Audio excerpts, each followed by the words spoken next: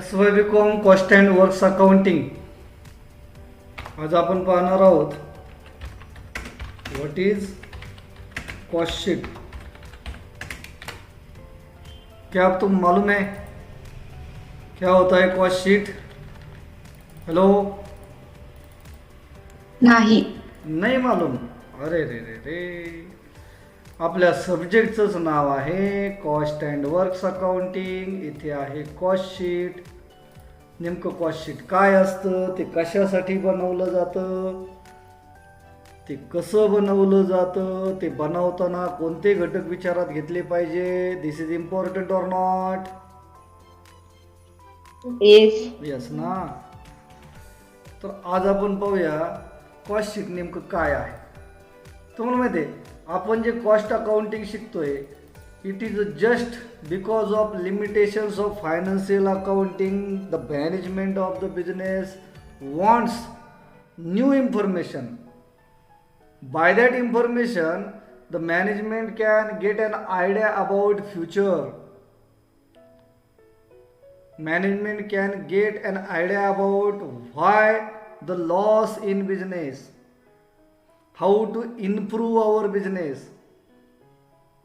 आपल्याला business control करता आला पाहिजे, वेगवेगळे डिसिजन घेता आले पाहिजे, म्हणून कॉस्ट अँड वर्क्स अकाउंटिंग आपण शिकतोय, राईट ना.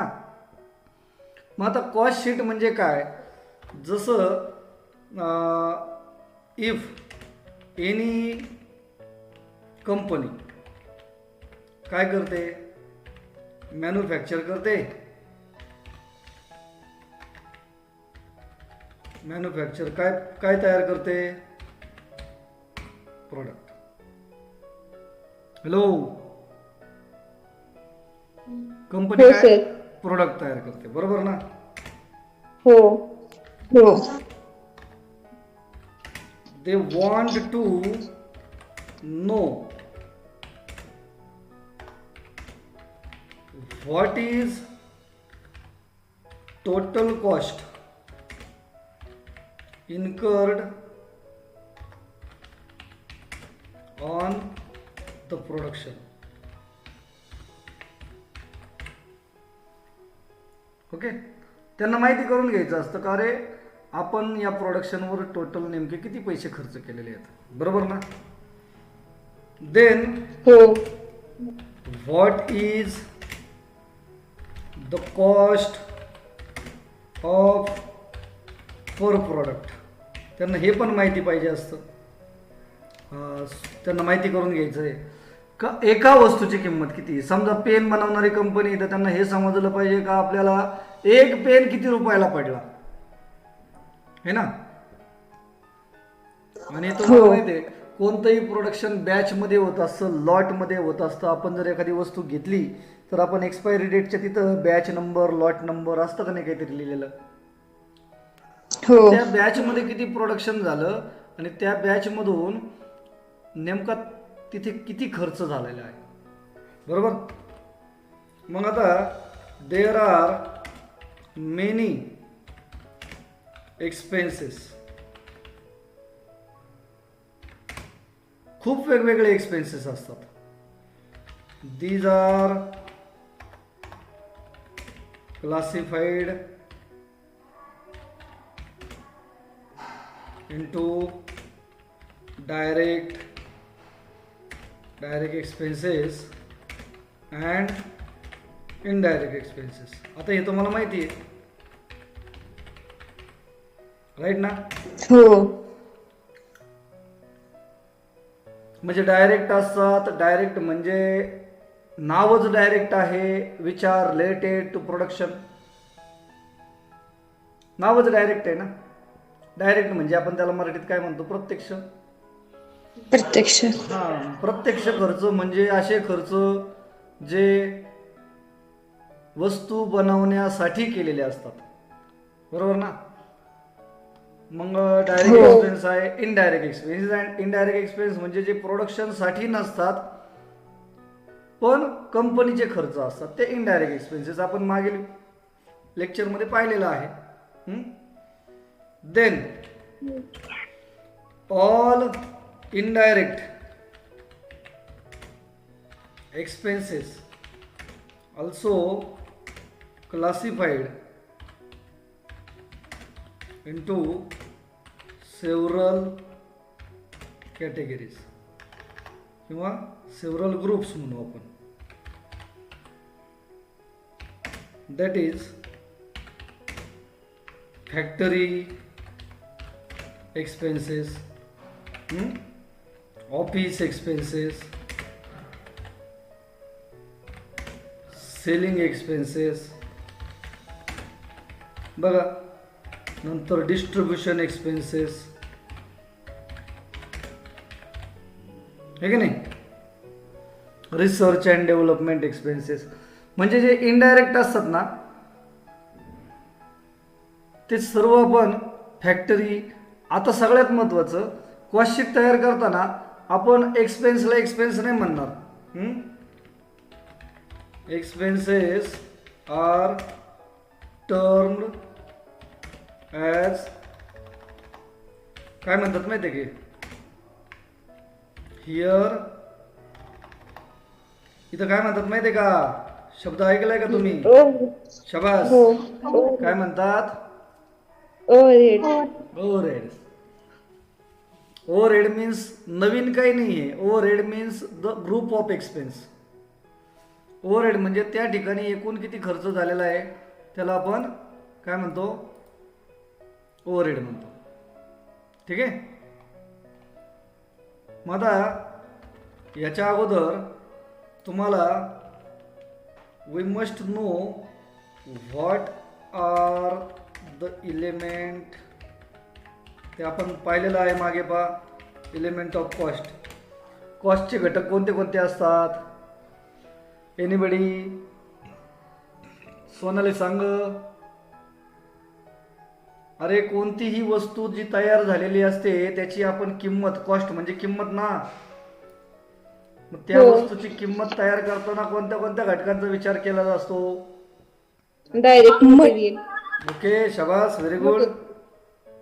काय काय? लेबर. मटेरियल. हा. लेबर. नंतर 2 लेबर. ओके. आणि एक्सपेन्सेस. Other expense. शाबास. 3 काय? एक्सपेन्स. एक्सपेन्सेस. बरोबर ना? हो. मग आता या मटेरियलमध्ये, लेबरमध्ये आणि एक्सपेन्समध्ये पुन्हा 2 प्रकार पडतात. माहिती आहे का कुठले? हो. डायरेक्ट आणि इनडायरेक्ट. क्या बात आहे, व्हेरी गुड. डायरेक्ट आणि इनडायरेक्ट. इनडायरेक्ट.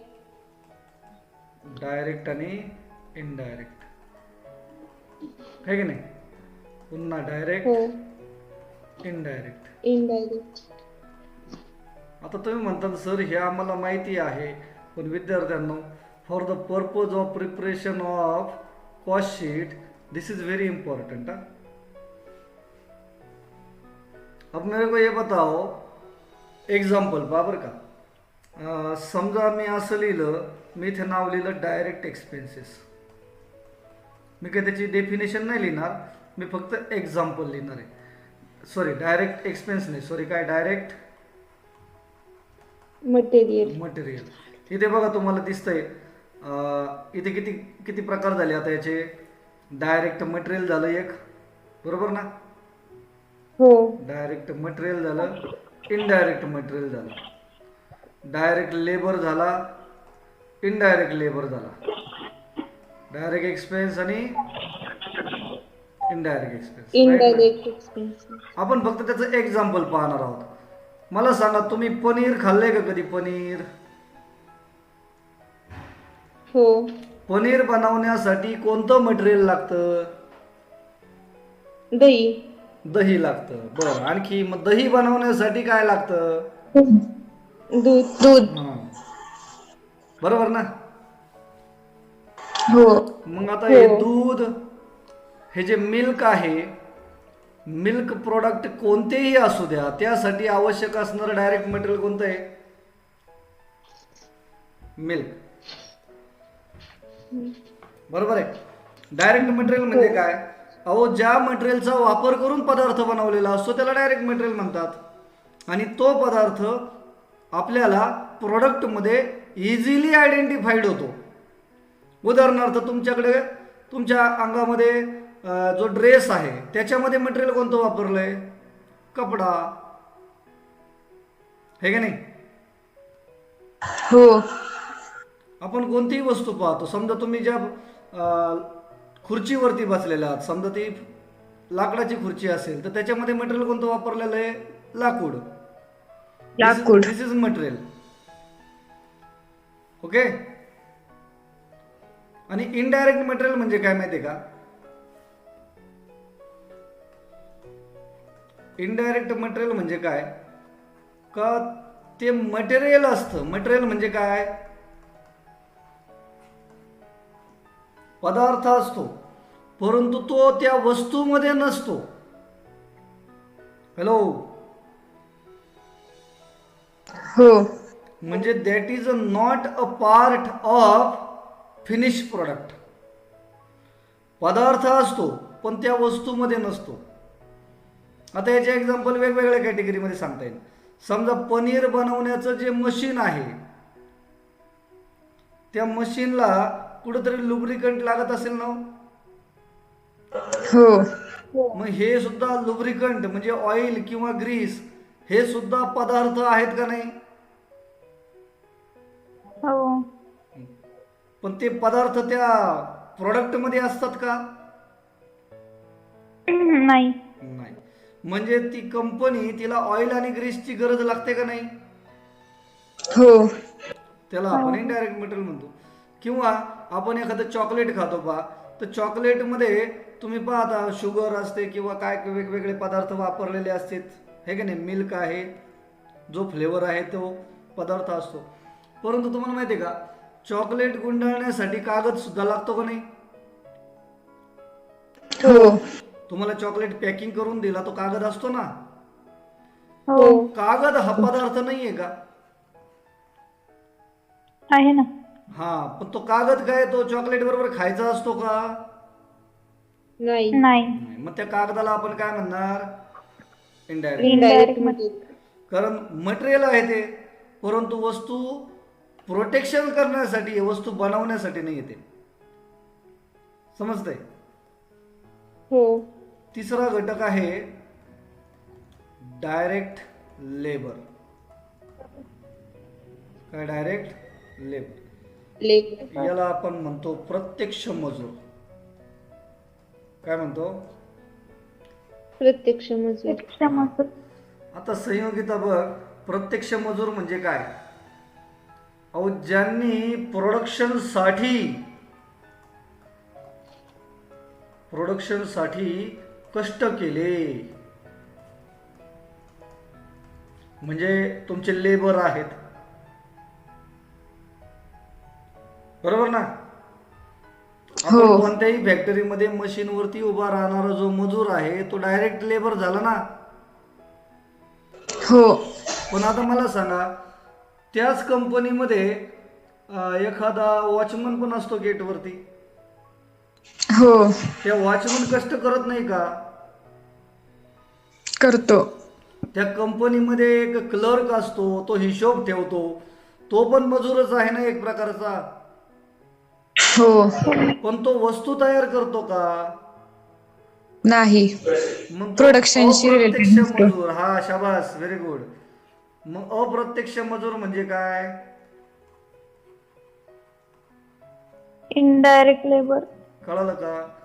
म्हणजे त्याचे सुद्धा श्रम असतात, परंतु ते दिसत नाही. हा. म्हणजे ऑफिस मधला स्टाफ आहे किंवा वॉचमन आहे, है का नाही? वॉचमॅन हे सुद्धा मजूरच आहेत ना एक प्रकारचे. हो. आई बात ध्यान में. आता पुढचा राहिला आपला पाचवा, डायरेक्ट काय? एक्सपेन्सेस. नावच आहे डायरेक्ट एक्सपेन्सेस. म्हणजे असे खर्च बरं का, कसे खर्च, असे खर्च ज्यामुळे प्रोडक्शन झाले आहे. काय म्हणतो मी मिक्सिंग करतोय बरं का तुम्हाला समजण्यासाठी. काय म्हटलं मी, असे खर्च ज्यामुळे प्रोडक्शन झाले आहे.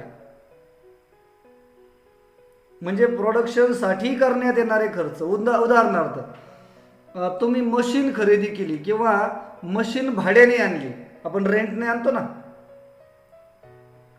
सांगा बरं, ते मशीन भाड्याने आणलीच नाही तर तुमचं प्रोडक्शन होऊ शकतं का? नाही. म्हणजे मशीनसाठी देणारं आपण जे हायर चार्जेस आहे, हा डायरेक्ट एक्सपेन्स आहे का इनडायरेक्ट एक्सपेन्स आहे? Direct expenses. कारण त्याच्याशिवाय खर्च होऊ शकत नाही ना आपलं, त्याच्याशिवाय प्रोडक्शन होऊ शकत नाही. आणि मग याचं एक्झाम्पल काय सांगता येईल? Higher charges of machine. मी एक एक्झाम्पल सांगतोय फक्त, नंतर तुम्हाला भरपूर एक्झाम्पल विचारणार आहे मी. तुम्हाला ते आयडेंटिफाय करायचं, whether it is material or labour or expense. Okay. And again it is direct or indirect. ठीक आहे. आता कोण राहिलं रे शेवटी? साक्षी. हॅलो संयोगिता.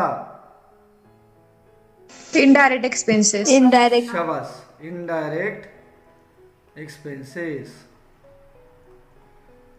आता इनडायरेक्ट एक्सपेन्स म्हणजे काय? अप्रत्यक्ष खर्च. म्हणजे हे खर्च नसतात का? असतात. परंतु त्यांचा संबंध प्रोडक्शनशी नसतो. नसतो. मग याचं एक्झाम्पल सांगायचं ठरलं तर मी काय लिहिलं बघ बरं. ऍडव्हर्टाइजमेंट. सांग बरं, जाहिरात हा खर्च नाहीये का? आहे. पण जाहिरात प्रोडक्शन करण्यासाठी असते का प्रोडक्शन झाल्यानंतर असते? झाल्यानंतर. मग हा पण खर्चच आहे ना. हो. किंवा सेल्समनचं कमिशन. सेल्समनला कमिशन दिल्यानंतर वस्तू जास्त तयार होतात का? असे खर्च ज्या खर्चांचा आणि प्रोडक्शनचा काहीही संबंध नाही, असे खर्च इनडायरेक्ट एक्सपेन्सेस. What it. एवढं समजलं का? हो. बर. हो. मला सांगा आता, तुमच्या ऑफिसमध्ये तुम्हाला प्रिंटिंगसाठी कागद लागतो ना? हो. सांगा मग, प्रिंटिंगसाठी लागणारा कागद काय? Indirect expenses. एक्सपेन्सेस आहे मॅडम. ते मटेरियल आहे. कागद म्हणजे पदार्थ आहे. अच्छा. बरोबर ना? हा. बर. ऑफिसमध्ये मॅनेजर बसलेला आहे ना, त्याच्या केबिन मध्ये एसी चालू आहे, त्या एसीचं लाईट बिल येत आहे.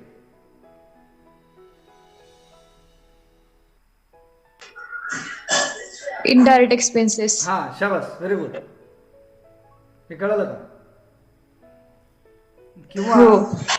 आपण कच्चा माल खरेदी केला ना, कच्चा माल खरेदी केला पहा बरं का, तर तो माल आणला, त्या ट्रकचं आपण भाडं दिलं, कॅरेज पेड केलं. कॅरेज इनवर्ड या. सांगा. Direct expenses. डायरेक्ट एक्सपेन्स आहे, परंतु तो डायरेक्ट मटेरियल मध्ये आपण ऍड करतो. लक्षात ठेव, परचेस मध्ये ऍड करतो. गुड गुड, समजतंय. किंवा तुमच्याकडे जो सेल्समन आहे त्याला आपण कमिशन देतोय. Indirect expenses. Indirect expenses. Direct expenses आहे. आणि सेल्समनची salary indirect expenses. Indirect expense. Indirect labour झाला तो. आलं लक्षात? हो. बर, जाऊ द्या. मग आता जे डायरेक्ट मटेरियल असतात, काय असतात? Direct material. मटेरियल. त्याच्यानंतर त्याच्यामध्ये मिळवायचे आपल्याला डायरेक्ट लेबर लेबर. त्याच्यानंतर त्याच्यामध्ये मिळवायचे डायरेक्ट काय, एक्सपेन्सेस म्हणजे मी फक्त कोण कोण घेतले, डायरेक्ट डायरेक्ट डायरेक्ट. कोण डायरेक्ट घेतले? डायरेक्ट मटेरियल, डायरेक्ट लेबर हा. आणि एक्सपेन्सेस. मग याची काहीतरी बेरीज होईल का नाही? हो. या बेरजेला काय म्हणतात माहितीये का? प्राइम कॉस्ट प्राइम कॉस्ट म्हणतात. समजलं? प्राइम हो. कॉस्टलाच आणखीन दुसरं नाव आहे डायरेक्ट कॉस्ट. Direct cost. बरोबर ना? हो सर मग हे जे डायरेक्ट मटेरियल, डायरेक्ट लेबर आणि डायरेक्ट एक्सपेन्सेस तिघांच्या बेरजेला आपण काय म्हणतो? Prime cost. Prime Prime cost किंवा डायरेक्ट कॉस्ट. मग Direct आता cost. आम्हाला सांगा, तुम्ही डायरेक्ट वाल्यांची युती केली, इनडायरेक्ट वाले पण युती करतील ना? हो. हो इनडायरेक्ट मटेरियल, नंतर इनडायरेक्ट लेबर, लेबर आणि indirect indirect indirect expenses. Expenses तिकडं त्यांनी युती केली, यांनी पण युती करायला पाहिजे का नाही? मग हो. मग यांच्या युतीला काय म्हणतात माहितीये का? ओव्हरहेड्स. ओव्हरहेड शाबास. काय म्हणतात? ओव्हरहेड्स. ओव्हरहेड्स म्हणतात. म्हणजे ओव्हरहेड म्हणजे काय असतं? डायरेक्टची बेरीज का इनडायरेक्टची बेरीज? इनडायरेक्ट हा. मग आता हे जे ओव्हरहेड आहेत म्हणजे यांचा प्रोडक्शनशी काही संबंध नसतो नाही. नसतो. मग पुन्हा ते आपल्याला वेगवेगळ्या कॅटेगरीमध्ये टाकायचे. पहा, काही असतात फॅक्टरी मधले ओव्हरहेड्स. कोण असतात? फॅक्टरी ओव्हरहेड काही असतात ऑफिस ऑफिस मधले ओव्हरहेड्स. बरोबर आहे का? काही हो. असतात सेलिंग शोरूम And मधले distribution. ओव्हरहेड्स. बरोबर. आपण प्रामुख्याने तीनच हो. नावं देऊ इथं. ऍक्च्युली शोरूम मध्ये दोन प्रकार येतात. म्हणजे शोरूम Selling आणि म्हणजे distribution. याच्यामध्ये सेलिंगचे पण असतात आणि डिस्ट्रीब्युशनचे पण असतात. डिस्ट्रीब्युशन मालूम आहे ना? हो. म्हणजे माल आपल्याला वितरण करायचा आहे, डिस्ट्रीब्यूट. आणि आणखीन एक असतो रिसर्च अँड डेव्हलपमेंट. कोणता? Research and. Research development. पण तो सध्या बाजूला ठेवा, त्याच्याकडे काही लक्ष देऊ नका. मग आपल्याला फक्त किती प्रकारचे खर्च समजून घ्यायचे? तीन. तीन. कोणते कोणते? फॅक्टरी ओव्हरहेड्स, हा. ऑफिस ओव्हरहेड, या Showroom. फॅक्टरी ओव्हरहेडला दुसरं नाव आहे वर्क्स ओव्हरहेड्स. काय नाव आहे? Works overhead. ऑफिसला आपण ऍडमिनिस्ट्रेटिव्ह सुद्धा म्हणतो. ठीक आहे? किंवा मॅनेजमेंटचे एक्सपेन्सेस, मॅनेजमेंट ओव्हरहेड सुद्धा म्हणतो. ऑफिसचं नाव काय आणखी मग? ऍडमिनिस्ट्रेटिव्ह किंवा मॅनेजमेंट. हा. सेलिंग अँड डिस्ट्रीब्युशन या नावाने आला का तो शोरूम. आता शोरूम एक्सपेन्स असं पुस्तकात कुठं दिलेलं नाहीये. हे विद्यार्थ्यांना समजण्यासाठी मी बोलतोय. समजलं का? हो. म्हणजे आपले काही खर्च शोरूम मध्ये असतात, आपले काही खर्च ऑफिस मध्ये असतात, आपले काही खर्च फॅक्टरीमध्ये असतात. आता खर्चच नाही, काही मटेरियल सुद्धा फॅक्टरीमध्ये लागतं का नाही? ते इनडायरेक्ट मटेरियल. काही मटेरियल आपल्याला हो. ऑफिसमध्ये लागतं, ते इनडायरेक्ट मटेरियल. काही मटेरियल आपल्याला शोरूम मध्ये लागतं, ते इनडायरेक्ट मटेरियल. जसं मी तुम्हाला मगाशी सांगितलं, चॉकलेटसाठी जो चॉकलेट पॅक केलेला कागद असतो, तो कागद सुद्धा मटेरियलच आहे का नाही? हो. हो मग तो फॅक्टरीचा खर्च नाहीये, तो डिस्ट्रीब्युशनचा खर्च आहे. नीट समजून घ्या. फॅक्टरीचं फक्त हो. प्रोडक्शन करणे काम आहे. तो जो त्याला रॅपर, बिस्किटच्या पुढ्याला कागद लावलेला असतो ना, हो तो बिस्किट सेफ राहावे, आकर्षक दिसावे, त्यासाठी असतो ना तो. हो जाहिरात होण्यासाठी असो, नाही तर मग त्याच्यावरती काही नावच टाकलं नसतं त्यांनी. अलग लक्षात. ऑफिसमध्ये हा आपण लाईट बिल भरतो पहा, लाईट बिल काही काही शोरूम मधले असतात, काही ऑफिस मधले असतात, काही फॅक्टरीमध्ये सुद्धा असतात. ठीक आहे. मग आता आपल्याला सगळ्यात पहिल्यांदा काय पाहायचंय पहा, तुम्हाला हे कळालं का? ऑल डायरेक्ट, सगळे डायरेक्ट आहेत, जे डायरेक्ट आहेत कलेक्टिव्हली काय म्हणतात त्याला? Prime cost. शाबास, known as prime cost. Prime cost. आणि ऑल इनडायरेक्ट ओव्हरहेड. कलेक्टिव्हली शाबास काय म्हणतात? ओव्हरहेड. हे समजलं का पाहिजे? हो. हो ओके. मग ओव्हरहेडचे पुन्हा मी किती प्रकार सांगितले तुम्हाला? 3. कोणते कोणते? फॅक्टरी. Office office. आणि selling selling and distribution. Distribution. बरोबर ना? हो. हो मग आता आपण काय करूया, पहिल्यांदा तुम्हाला मी फॉर्मॅट सांगतो. फॉर्मॅट सांगतो कशाचा? कॉस्ट शीटचा. कशाचा फॉर्मॅट घेतलाय आपण? मग Cost कॉस्ट sheet. शीट मध्ये सगळ्यात पहिल्यांदा आपल्याला शोधायची असते प्राईम कॉस्ट. काय शोधायची असते? प्राइम. प्राइम. मग प्राईम कॉस्ट शोधण्यासाठी तुम्ही कोणते 3 घटक घेणार सांगा पहिल्यांदा? Direct material. शाबास. डायरेक्ट. डायरेक्ट. आता Direct labor. Direct labour. Direct मटेरियललाच कॉस्ट ऑफ मटेरियल कन्झ्युम असं म्हणतात. तुम्ही शब्द बघितला असेल कधी कधी. हो. हो कॉस्ट ऑफ मटेरियल कन्झ्युम म्हणजे जरा त्याच्या नावाकडे नीट बघा. Cost of material consume. Cost of material consume. Consume. मग मटेरियल कन्झ्युम म्हणजे काय? तुम्ही किती रुपयाचं मटेरियल वापरलं. मग तुमच्याकडे किती मटेरियल होतं, तुम्ही किती परचेस केलं, त्यातून किती शिल्लक राहिलं, या सर्वांचा विचार झाला पाहिजे का नाही कॉस्ट ऑफ मटेरियल कन्झ्युमला? हो. हो समजा माझ्याकडे 100 रुपयाचं मटेरियल होतं. ठीक आहे. मी 2000 रुपयाचं खरेदी केलं, म्हणजे पहिल्यांदा मटेरियल किती होतं? 100. त्यानंतर मी परचेस केलं 2000. आता टोटल मटेरियल किती झालं माझ्याकडे? 2100. 100.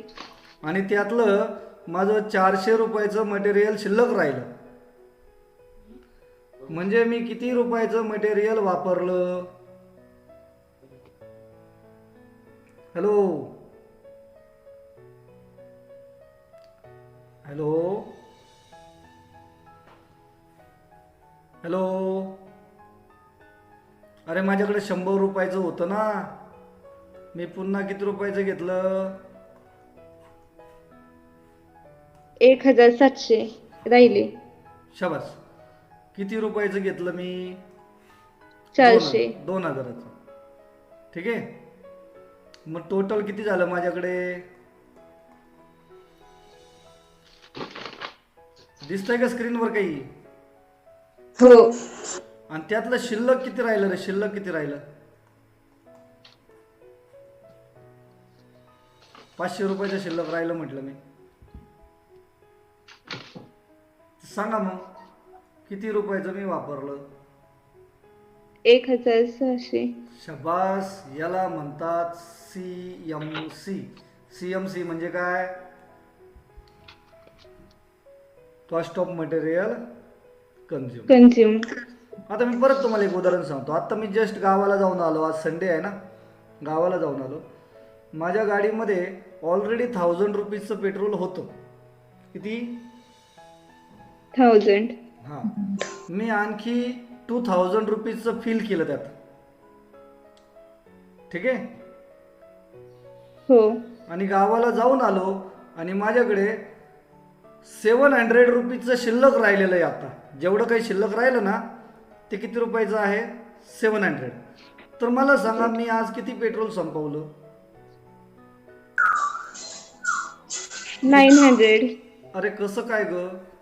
नाही 1000 रुपीजचं होतं ना, हा. त्यात मी पुन्हा किती टाकलं? 3,000 झाले. टोटल किती झाले? हा. आणि त्यातलं शिल्लक किती राहिलं? 2300 रुपये. शिल्लक किती राहिलं? 700. 700. मग मी किती संपवलं?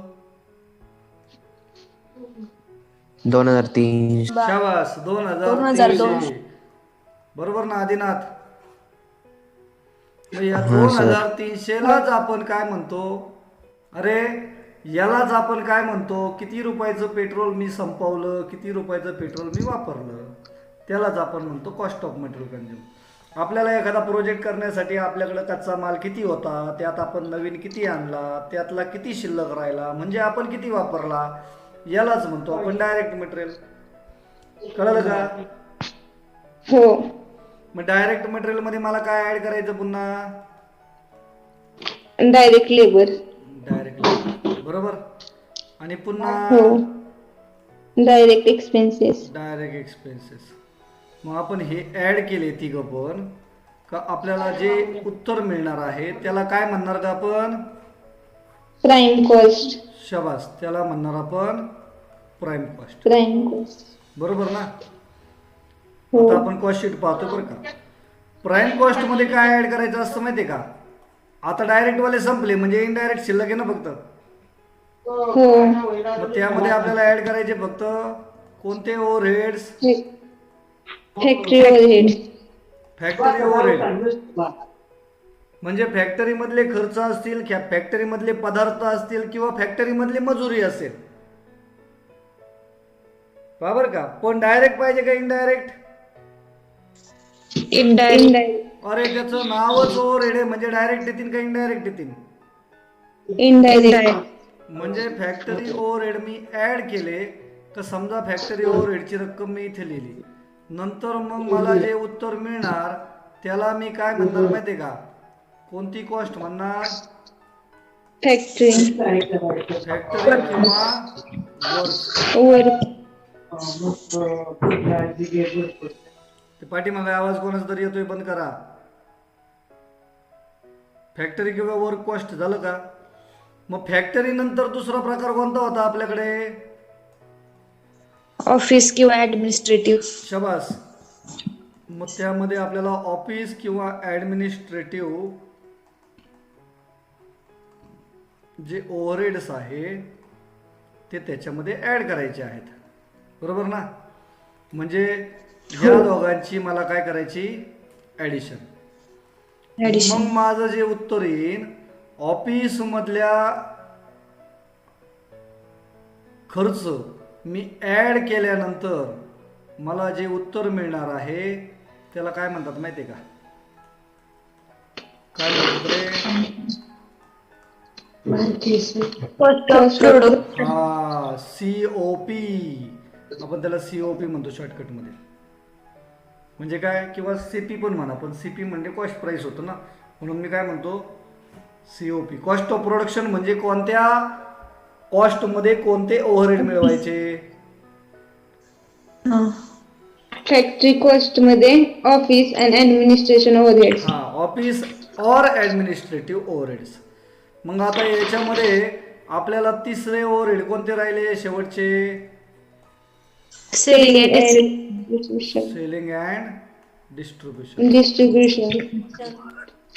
बरोबर ना? मग सेलिंग अँड डिस्ट्रीब्युशनचे मी याच्यामध्ये मिळवले का मला आजपर्यंत त्या प्रोडक्शनला किती खर्च झाला त्याची मला मिळते टोटल कॉस्ट. Total cost. कळलं का? समजा तुमची टोटल कॉस्ट आली, समजा एक्झाम्पल म्हटलं, समजा टोटल कॉस्ट आली 1,20,000. किती आली? 1,20,000. हा. आणि तुम्ही ते प्रोडक्ट विकलं, त्याची सेलिंग प्राइस लावली तुम्ही समजा 1,50,000. तर मग मला सांगा तुम्हाला प्रॉफिट का लॉस? प्रॉफिट. हा. अरे बनवायला किती रुपये लागले? 1,20,000. आणि विकलं केवढ्याला? 1,50,000. 30,000 प्रॉफिट. हा. 30,000 म्हणजे इथे प्रॉफिट. तुम्हाला डिटरमाइन करायचा असो प्रॉफिट किंवा लॉस. लॉस. मग ते कशातून लॉस केव्हा येईन आणि प्रॉफिट केव्हा येईन एवढे समजण्यासाठी तुम्ही एवढे तर छोटे नाहीत ना आता. हो बरोबर की नाही? समजा तुम्ही 1 लाख रुपयाला विकला असतं तर लॉस झाला असतं मग, हो आहे की नाही? म्हणजे कॉस्ट शीट बनवण्यासाठी सर आपल्याकडं जो क्वेश्चन असतो त्या क्वेश्चनमध्ये आपल्याला कोणत्या गोष्टी गरजेच्या आहेत पा. पहिली गोष्ट गरजेची आहे, तुम्हाला हे कळालं पाहिजे ते डायरेक्ट आहे. पहिल्यांदा हे समजलं पाहिजे ते मटेरियल किंवा लेबर किंवा एक्सपेन्स याचं क्लासिफिकेशन तुम्हाला करता आलं पाहिजे. ओके, ठीक आहे. जरी नाही करता आलं तरी तुम्हाला हे तरी समजलं पाहिजे का whether it is a direct or indirect. जर डायरेक्ट असतील तर ते कुठे जातील,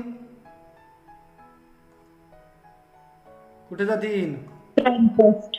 आणि इनडायरेक्ट असतील तर कुठे जातील, ओव्हरहेड्स बरोबर. मग पहिल्यांदा आपण ओव्हरहेड कॅल्क्युलेट करणार का प्राइम कॉस्ट कॅल्क्युलेट करणार? Prime prime cost. कॉस्ट हां, मग प्राइम कॉस्ट म्हणजे तुमचे DM plus DL plus DE, बरोबर ना? हो काय लिहिलं रे मी हे?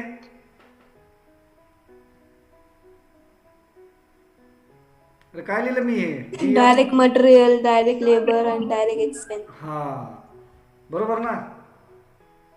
मग या सगळ्याला मी कलेक्टिव्हली 1 म्हणतो. काय म्हणतो? 1 कारण ते अगोदर कॅल्क्युलेट केले जातात, बरोबर ना? हो मग ते जर मटेरियल असेल तर मी 1 DM असं म्हणणार. तो जर लेबर असेल तर मी त्याला 1 DL असं म्हणणार. आणि तो जर एक्सपेन्स असेल डायरेक्ट तर मी त्याला 1 DE असं म्हणणार. समजलं का? हो हो बर, आता मला सांगा, म्हणजे तुमच्याकडे जी प्राइम कॉस्ट आलेली आहे त्या प्राइम कॉस्ट मध्ये तुम्हाला काय मिळवायचं आहे आता? ओव्हरहेड्स मिळवायचे ना. Factory overheads. कोणते ओव्हरहेड्स मिळवायचे रे?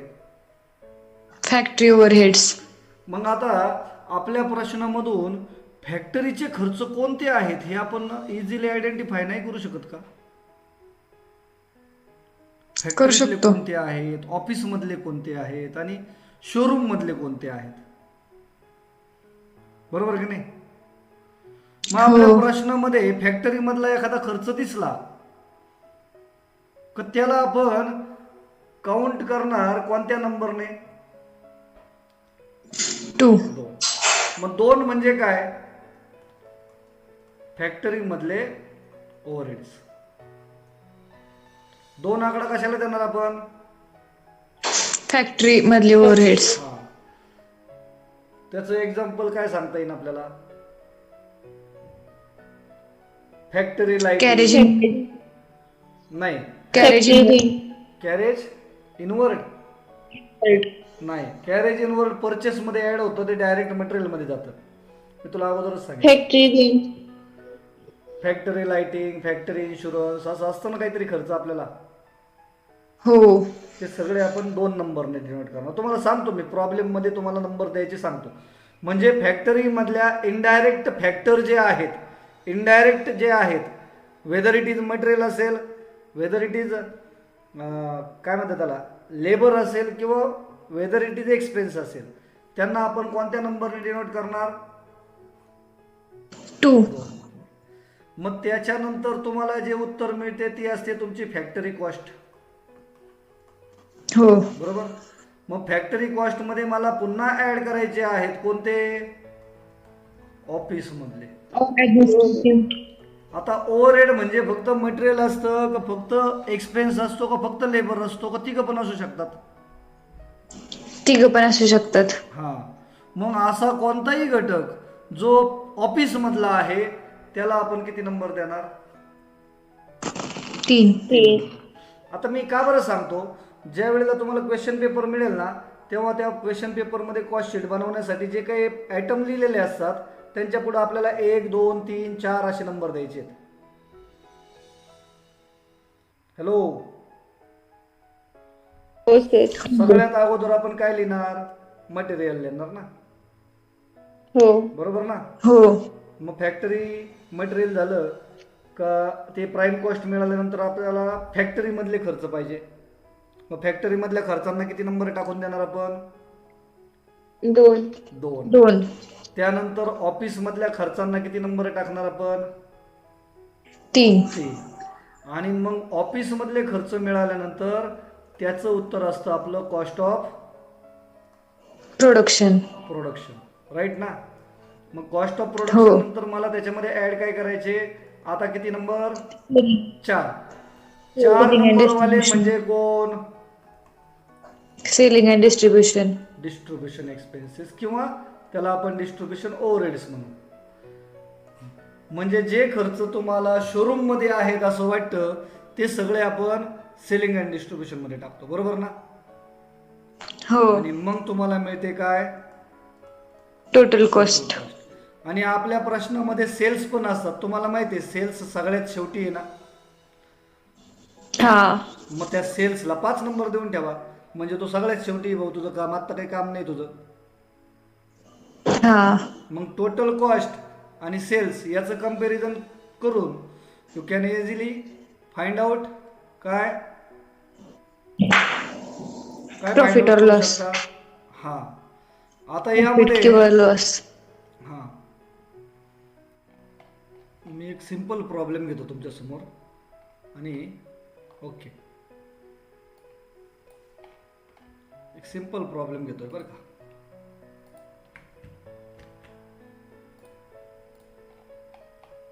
हॅलो, आपण काय करू? एक सिंपल प्रॉब्लेम घेऊ.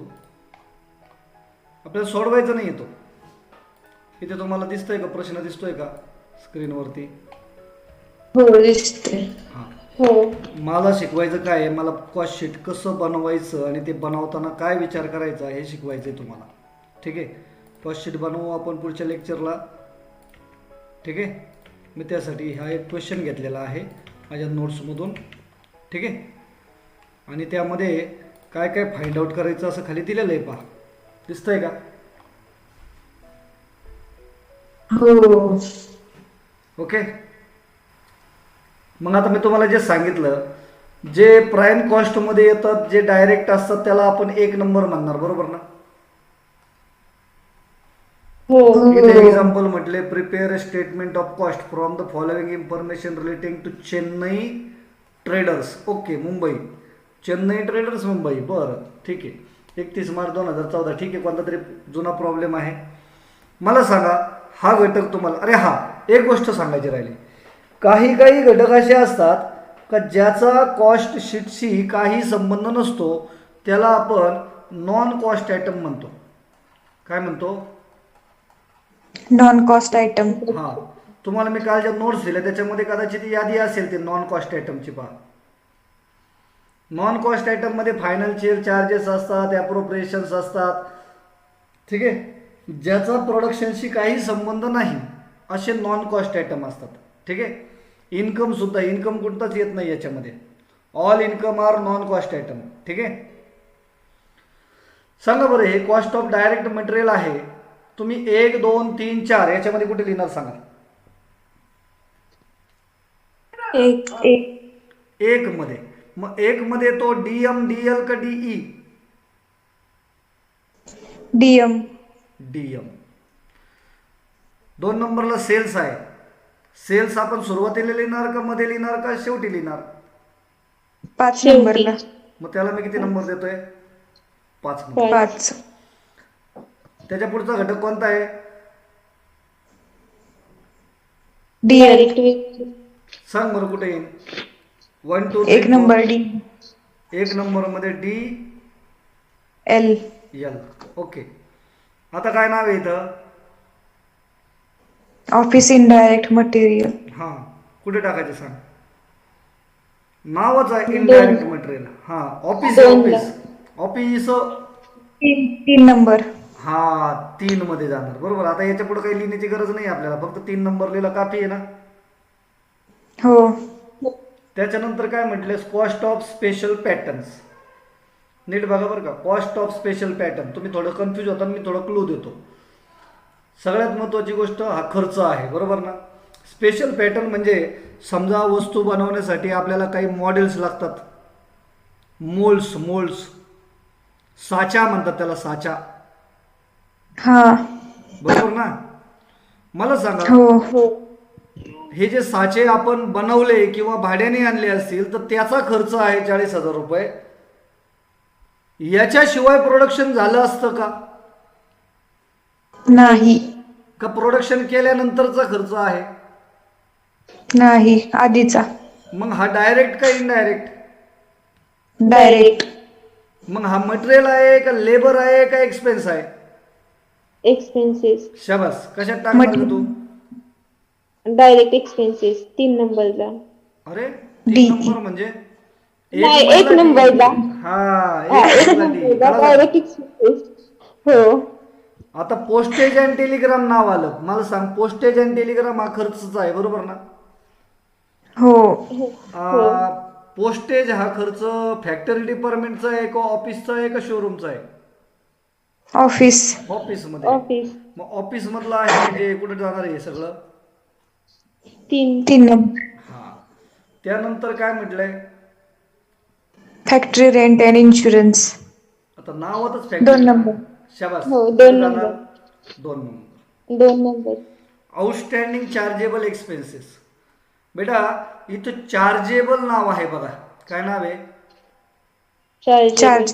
चार्जेबलचा अर्थ आहे डायरेक्ट. काय आहे? डायरेक्ट. डायरेक्ट. मग आता चार्जेबल एक्सपेन्स म्हणजे डायरेक्ट एक्सपेन्सेस, बरोबर ना? हो. मग सांग बरं, हो. Direct expense outstanding is sir.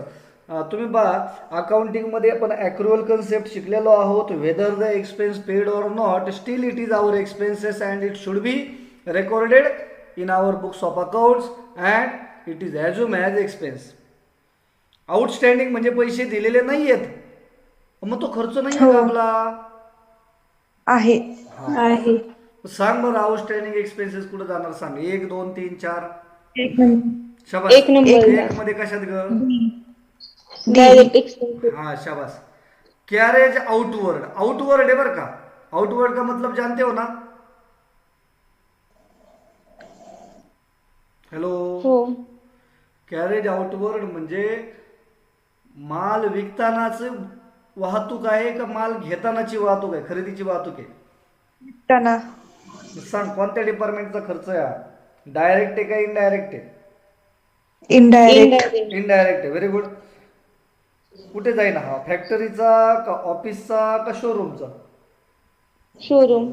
Showroom. सांग ना मला नंबर सांग ना. डिस्ट्रीब्युशन. हा मग नंबर सांग ना. 4. 4. पाहून घे वाटलंस तर, वरती लिहिलेलं आहे मी. सेलिंग अँड डिस्ट्रीब्युशनला किती नंबर द्यायचा? 4. 4. 4 नंबर, बरोबर ना? म्हणजे याला मी 4 हो. नंबर देणार, बरोबर? राईट का? हो. Interest on loan. सांगा इंटरेस्ट ऑन लोन. सर कर्ज घेतलं आणि त्याचं व्याज आहे आणि वस्तू तयार करण्यासाठी घेतलं का दुसऱ्या कोणत्या कारणासाठी घेतलं? काय वस्तूचा काही संबंध आहे का त्याच्याशी? नाही. नाही. नाही. नॉन मग कॉस्ट हा आयटम. आहे शबास NCI. NCI म्हणजे याला लिहायचं का आपल्या कॉस्ट शीट मध्ये? नाही. नाही. हो, तू इकडचा नाहीये, तू तिकडे जा, बरोबर? हो. सांगा printing and stationery. Printing and स्टेशनरीचं काम कुठे? आता तुमचं कन्फ्युजन होईल.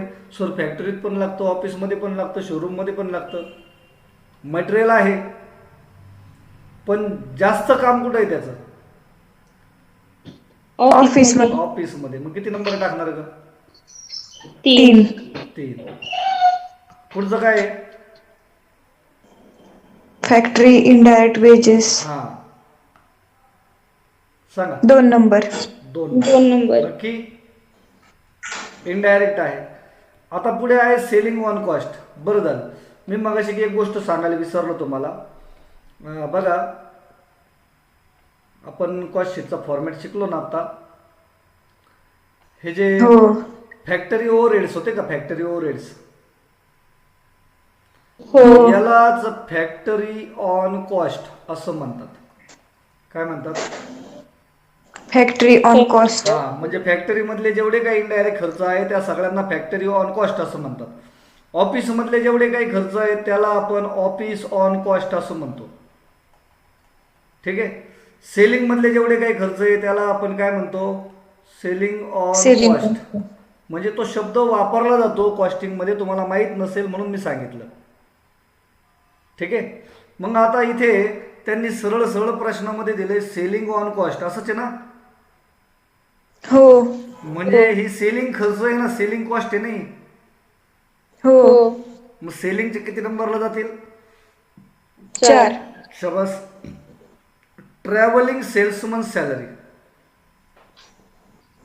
सेल्समन आहे, सांगा मग. 4 नंबरलाच. सेल्समन फॅक्टरीत जे असतो ना दिवसभर, नाही. मग सेल्समनचं काम माल विकणे आहे ना. हो. मग this is a selling and distribution expense. Again कुठं जाणार हा सुद्धा? 4 4. नंबरला. Factory indirect material. Factory expenses मध्ये 2. नंबर 2 नंबरला. 2. 2. रॉयल्टी. आता रॉयल्टीज म्हणजे मानधन असतं आणि this is assume as related to production. हा बरोबर. हो. आणि this is such a type of expenses. लक्षात घ्या, प्रोडक्शनसाठीचा एक्सपेन्स आहे म्हणून हा डायरेक्ट एक्सपेन्स आहे. काय आहे? Direct Direct. एक्सपेन्स. रॉयल्टी. लक्षात घ्या, रॉयल्टीचा अर्थ काय आहे? समजा एखाद्याने एखादा शोध लावला असेल तर त्याच्या बदल्यात त्याला रॉयल्टी दिली जाते. ठीक आहे. एखाद्याचा आपण कॉपीराईट जर आपण वापरत असेल तर त्याच्या बदल्यात आपण त्याला रॉयल्टी देतो. ठीक आहे. हो. मग रॉयल्टीला तुम्ही नेहमी कोणता खर्च समजणार? Direct expense. हा, Yes. सांग बरं कुठे जाईल तो? 1 2 3 एक 4. नंबर. 1 मध्ये DE मध्ये, बरोबर ना. 3. हम्म. हो. आता जनरल वर्क्स ओव्हरहेड्स, काय नाव आहे? General works overhead. 2 नंबरला. जनरल पण नाव आहे, वर्क्स ओव्हरहेड्स पण नाव आहे. मग काय वाटतं तुम्हाला? 2 नंबर. 2 नंबर का बरं? ते वर्कशी रिलेटेड आहे ना त्यामुळं. बरोबर आहे संयोगिता, युअर राईट. हा, नाव जरी जनरल, नुसतं जनरल ओव्हरहेड्स असतं ना तर आपण ऑफिसमध्ये टाकले असते पूर्वी. हा सर. पण इथं काय नाव आहे? वर्क. म्हणून हे फॅक्टरीमध्ये जाईल. किती नंबरला? 2. Bad debts written off. Bad debts आहे, बॅड डेट्स. बॅड डेट्स म्हणजे पैसे बुडाले ना. हो. हा सुद्धा 4 आपला तोटा नंबर. आहे, खर्च आहे. कुठे जाणार? 4 नंबरला. 4 नंबरला. शाबास. सेलिंग अँड डिस्ट्रीब्युशनचा आहे. प्रिपेअर कॉस्ट शीट संपलं, बरोबर ना. मग आता मला सांगा, तुमची प्राईम कॉस्टची उत्तर प्राईम कॉस्ट केव्हा मिळेल? जेव्हा ते 1 1 1 वाले सगळे लिहिणार तुम्ही एका खाली एक. हो. मग पहिल्यांदा डायरेक्ट मटेरियल का पहिल्यांदा डायरेक्ट लेबर का पहिल्यांदा डायरेक्ट एक्सपेन्सेस? डायरेक्ट मटेरियल पहिल्यांदा. मटेरियल. ओके. नंतर डायरेक्ट लेबर, नंतर डायरेक्ट एक्सपेन्सेस. आता हे कशा पद्धतीने लिहायचं आपण पुढच्या लेक्चरमध्ये पाहूया. मग तुम्ही सर्व डायरेक्टची जी टोटल करणार त्याला काय नाव देणार? Prime cost. Prime cost. मग त्यामध्ये तुला प्राईम कॉस्टमध्ये काय मिळवायचं आहे? Factory overheads. शाबास. मग फॅक्टरी ओव्हरहेडला आपण किती नंबर देऊन ठेवलाय आता? 2. मग फक्त 2 नंबरवाला बघायचा आणि लिहून टाकायचा. 2 नंबरवाला बघायचा, लिहून टाकायचा. समजलं का? हो. मग सांग बरं 2 नंबरवाले कोण कोण इथे? फॅक्टरी रेंट इन्शुरन्स आहे 5,000. फॅक्टरी 3,000 आहे. 5 आणि 3 8 झाले. 8 आणि 1 9 झाले. 9 आणि 2 11 झाले. बरोबर का? हॅलो. हो. 11 झाले ना. मग आता इथे आन्सर दिलेलं आहे बघ बरं. प्राईम कॉस्ट किती आली होती आपली? 35. 3 नाही. 3,50,000. 3,50,000. हां. त्यामध्ये फॅक्टरीमधले खर्च कोणते कोणते आहेत बघ बरं. जरा टोटल करता येते का बघ तोंडी तुला? हे 5,000. दिसतंय का? दिसले का? हा त्यानंतर हो. हे 3,000 दिसले का? हो त्यानंतर हे 1,000 दिसले का? आणि हे 2,000. कर बरं बेरीज एवढ्यांची किती झाली? 5 आणि 3 11,000. 8 11,000 बरोबर. मग 3,50,000 मध्ये 11,000 मिळवले तर किती होईल ग फॅक्टरी कॉस्ट? 3,61,000. दिसलं का उत्तर? हो मग फॅक्टरी कॉस्ट मध्ये आपल्याला काय मिळवायचं? आपल्याला काय ऍड करायचं? ऑफिस ऑफिस किंवा ऍडमिनिस्ट्रेटिव्ह. मग आता ऑफिस मधले शोधत बसायचं का आपण त्याला नंबर दिलेला आहे? नंबर दिलेला आहे किती नंबर दिलेला आहे ग? 3. 3 वाला 3. शोधायचा आणि टपकन लिहून टाकायचा. 3 वाला शोधायचा टपकन लिहून टाकायचा. कळालं का? हो. मग ते ऑफिस मधले मिळवले आपण त्याच्यामध्ये. तर जे काही उत्तर येईल त्याला काय नाव देणार तुम्ही? Cost of production. मग कॉस्ट ऑफ प्रोडक्शन मध्ये आपल्याला पुन्हा किती नंबर मिळवायचे आता सोनाली? 4. शाबास, व्हेरी गुड. 4 नंबरचे मिळवायचे. मग ते शोधावे लागतील का आपण शोधून ठेवलेले आहेत? शोधून ठेवलेले आहेत. बस ते फक्त एका खाली एक लिहायचे, त्यांची बेरीज करायची आणि कॉस्ट ऑफ प्रोडक्शन मध्ये ऍड करायची. मग तुला जे उत्तर मिळेल त्याला काय नाव द्यायचं ग? Total cost. शाबास, कळलं का? हो. तर टोटल कॉस्ट आली. मग नंतर आपल्याला 5 नंबरला काय दिलेलं आहे इथं? सेल्स. मग सेलिंग प्राइस बघायची 5,00,000 रुपये आहे. टोटल कॉस्ट तुम्ही आता शोधली आहे. मग त्यातला डिफरन्स काढायचा. मग प्रॉफिट केव्हा येईल आणि लॉस केव्हा येईल त्यासाठी वेगळा लेक्चर घ्यावा लागेल का मला? नाही तेवढं समजतं ना? एस वाय बीकॉमला आलो आपण. कॉस्ट मधून. कळले ना? हो. काही विद्यार्थी विचारतात सर गुणाकार करू का भागाकार करू? टोटल कॉस्ट काढल्यानंतर सेलिंग प्राइस मग सर गुणाकार करू का भागाकार करू? मी म्हटलं वर्गमूळ काढ त्याचं.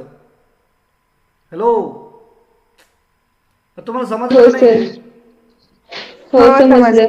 जोक पण नाही समजला का? समजलं. काही पण बेवकूफ सवाल विचारतात मला पोर.